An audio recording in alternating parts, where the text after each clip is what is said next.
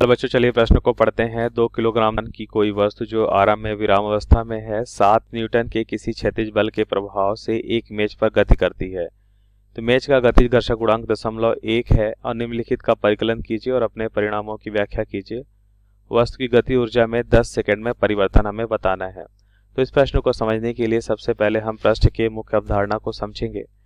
तो हम यहाँ पे सबसे पहले समझेंगे मुख्य अवधारणा को। मुख्य अवधारणा तो हम यहाँ पे समझते हैं कार्य क्या होता है। तो कार्य को हम यहाँ से लिखते हैं, W से लिखते हैं और हम देखते हैं इसी चित्र के माध्यम से समझें तो हम देखेंगे अगर कोई वस्तु है और वस्तु पे अगर हम देखें कोई इस दिशा में अगर बल कार्य कर रहा है और धनात्मक x दिशा में विस्थापन है और इनके बीच का कोण अगर क्या है, थीटा है, तो हम जानते हैं कार्य क्या हो जाएगा। अब बल और विस्थापन कैसी राशि है, सदिश राशि है। तो बल और विस्थापन का अदिश गुणनफल करते हैं, ये कार्य के बराबर होता है। इसे लिख सकते हैं F into D into cos theta, जहाँ पे थीटा हमने देखा कि बल और विस्थापन के बीच का कोण होता है। अब इनका अदिश गुणनफल है तो अदिश गुणनफल हमें पता है क्या होता है। अगर दो सदिश राशियों का अदिश गुणनफल करें तो हमें अदिश राशि मिलती है। इसका मतलब कार्य कैसी राशि है, अदिश राशि है। अदिश राशि का मतलब ये हुआ कार्य कैसी राशि है, कार्य अदिश राशि है। अदिश राशि का मतलब ये हुआ कि इस राशि में दिशा नहीं होगी, सिर्फ और सिर्फ क्या होगा, इसका परिमाण होगा। अब हम देखते हैं कार्य ऊर्जा प्रमेय को भी समझ लेते हैं। कार्य ऊर्जा प्रमेय क्या होता है। कार्य ऊर्जा प्रमेय होता है कि किसी भी पिंड पे लगे सभी बलों द्वारा किया गया कुल कार्य क्या होता है, गतिज ऊर्जा में परिवर्तन के बराबर होता है। ठीक है, यहाँ पे लिख लेते हैं गतिज ऊर्जा में परिवर्तन के बराबर होगा। गतिज ऊर्जा में परिवर्तन, यही कहलाता है कार्य ऊर्जा प्रमेय कि किसी वस्तु पे या किसी वस्तु द्वारा किया गया कुल कार्य गतिज ऊर्जा में परिवर्तन के क्या होगा, बराबर होगा। अब उत्तर को समझ लेते हैं।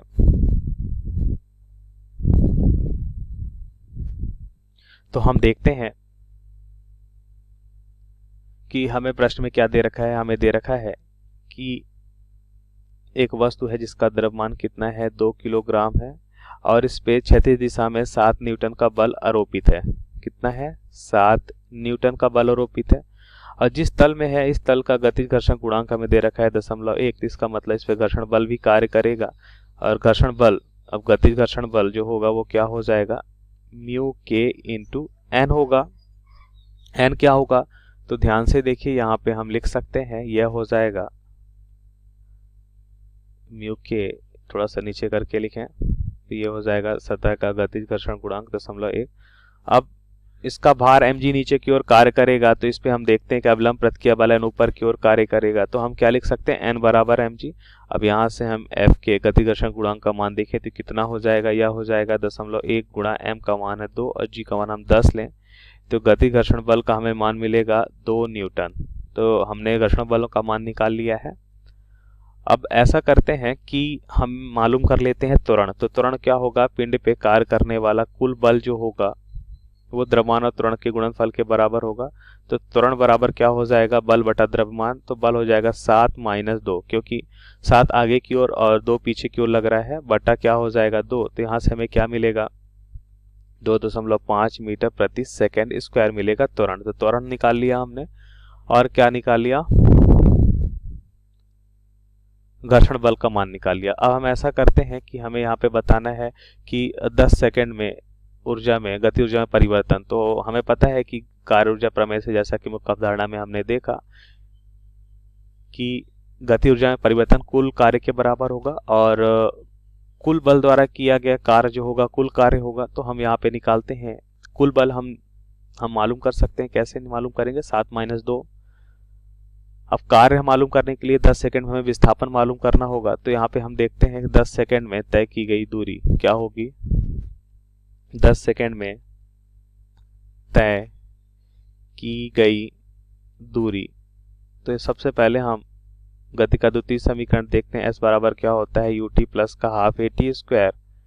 तो यहाँ पे देखिए s क्या हो जाएगा, विस्थापन 10 सेकंड मान लेते हैं, तय की गई दूरी s है, और u क्या है, u प्रारंभिक वेग 0 है, प्रारंभ में वस्तु क्या है, स्थिर अवस्था में है, 1/2 त्वरण हमने देखा 2.5, और समय कितना है 10 का स्क्वायर। तो s का मान कितना मिलेगा, 125 मीटर की दूरी तय करेगा। तो कार्य निकाल लेते हैं, कुल बल द्वारा किया गया कार्य, कुल बल द्वारा किया गया कार्य। अब कुल बल द्वारा किया गया कार्य भी हमें मालूम है कि कुल कार्य यहाँ से हमें मिलेगा, तो कुल कार्य जो होगा वो कितना हो जाएगा, यह हम निकाल सकते हैं, F नेट इंटू विस्थापन इंटू कॉस थीटा। अब ध्यान से देखिए, चित्र में अगर देखें तो हम देखते हैं कि कुल कार्य जो है आगे की दिशा में होगा और विस्थापन भी आगे की दिशा में, क्योंकि आरोपित बल या कुल बल का मान जो है घर्षण बल से ज़्यादा है, इसलिए हम देखते हैं कि विस्थापन भी इसी दिशा में होगा और कुल बल भी इसी दिशा में। इसका मतलब इनके बीच का कोण कितना होगा, थीटा 0 डिग्री होगा। यहाँ पे हम लिख लेते हैं कि थीटा का मान यहाँ पे हमें क्या मिल रहा है, 0 डिग्री मिल रहा है। अब यहाँ पे देखिए कुल बल हम कैसे निकाले हैं, कुल बल हम निकालते हैं, यहाँ पे भी कुल लिख लेते हैं, कुल या नेट एक ही है बात है। तो कुल बल यहाँ पे देखेंगे कितना है, 7 - 2 इंटू दूरी हमने देखा 125, कितना है 125 इंटू cos 0, cos 0 का मान हो जाएगा 1, तो यहाँ से कितना हो जाएगा 5 इंटू 125 इंटू A1। तो यहाँ पे हम देखेंगे कुल कार्य कितना हो जाएगा, कुल कार्य हो जाएगा 125 इंटू 5, अगर हम करते हैं तो हमें मिलेगा 625 जूल। तो 625 जूल का कार्य मिलेगा। और हमने यहाँ पे जैसा कि मुख्य अवधारणा में देखा कि कार्य ऊर्जा प्रमेय से हम क्या लिख सकते हैं कि हमें क्या मिलेगा, कार्य ऊर्जा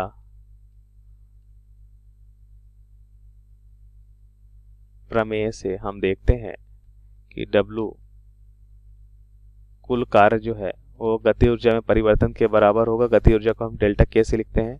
तो गति ऊर्जा बराबर हमें क्या मिलेगा, गति ऊर्जा में जो परिवर्तन है कुल कार्य के बराबर होगा, जिसका मान है 625 जूल। तो यही हमारे प्रश्न का सही उत्तर होगा।